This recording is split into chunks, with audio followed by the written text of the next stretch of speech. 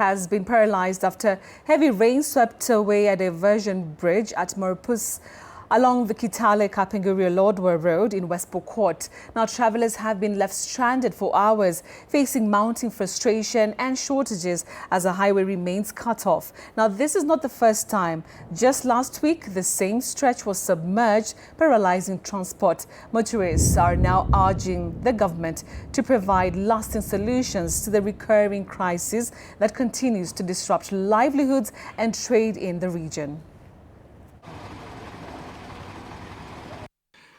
Nilikuwa naenda kuMC harusi fulani kule Kakuma. As you can see, things are tough. I've been here since 8 p.m. yesterday mpaka saa hii. Mpaka hata harusi naambiwa mpaka sasa hiyo pilau mpaka imeharibika. Nilikuwa hapa from yesterday saa 1 hadi sasa hivi sijafanikiwa kutoka. Nimerudi tena.